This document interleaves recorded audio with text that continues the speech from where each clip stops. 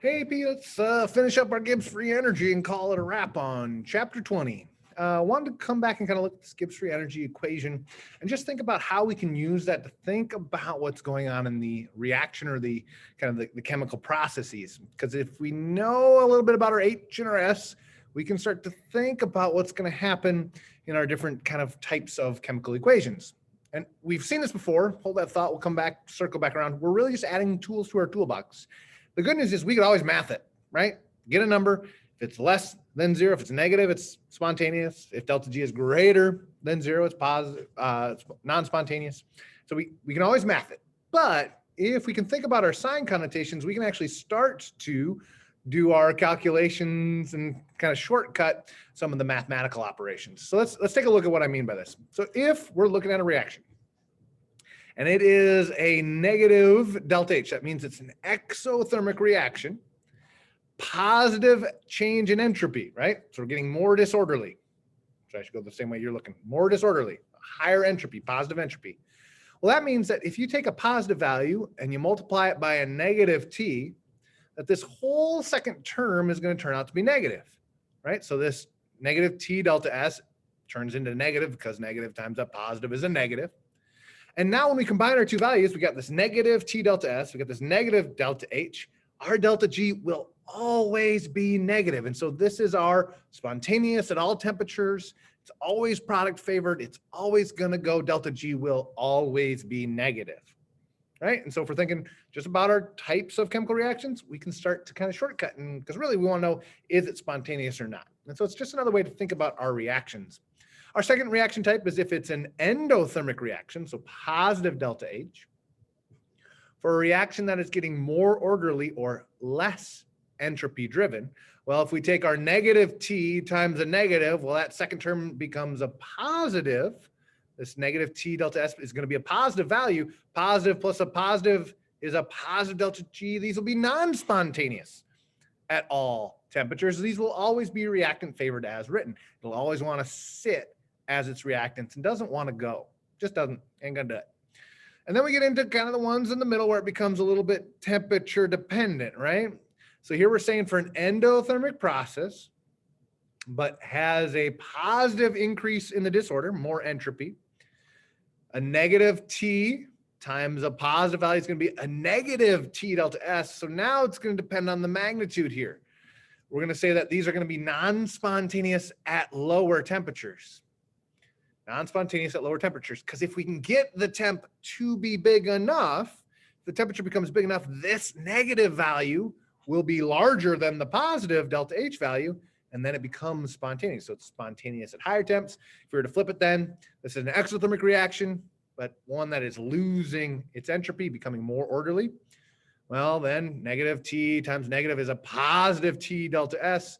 Again, it may or may not be spontaneous. It's going to depend on the magnitude on the T. These are spontaneous at lower temperatures, non-spontaneous at higher. So just think about the mathematics and how we can use our reaction types to start to predict what we're going to see for spontaneity. If you remember, this is a lot like a graph we saw before. Don't worry about writing that down. You already have that.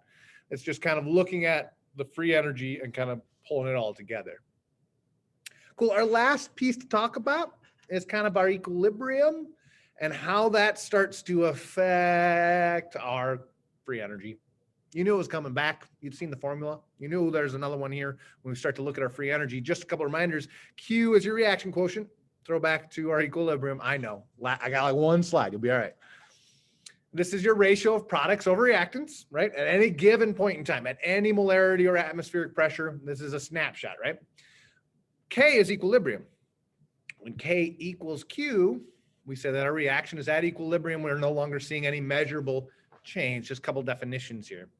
There is a cool kind of mathematical piece that starts to come out when we look at our free energy and non-standard conditions. So it turns out if your Q divided by K is less than 1, well, what does that mean?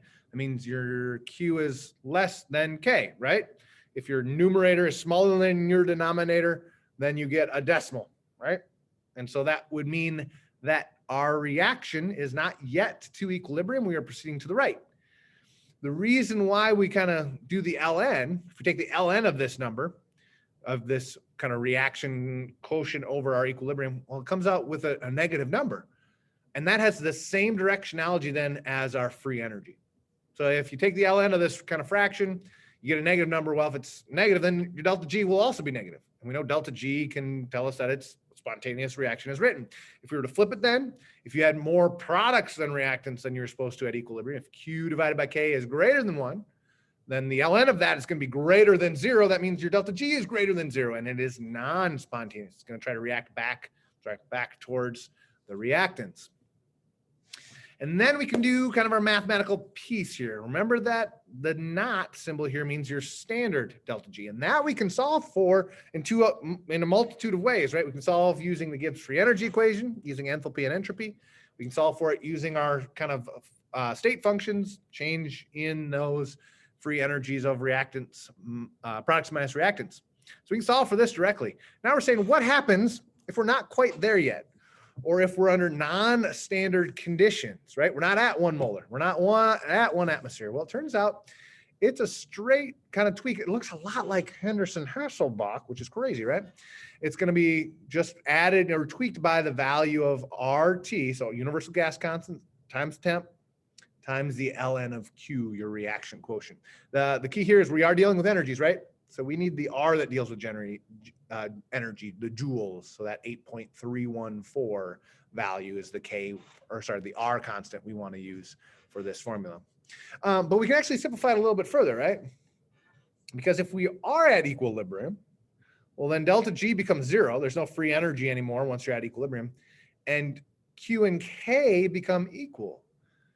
Well, if we plug those in, plug in a 0 for this delta G, we plug in a K for this Q value, we can rearrange a little bit. We're actually going to pull over this right-hand term to get this usable formula that we now can use to bring our free energy and our equilibrium constant back together.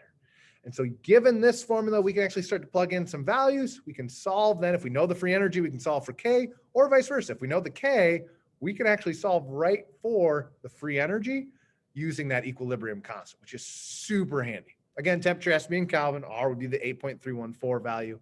And we could actually just start rocking some math based on this new formula, which is super nice, super handy.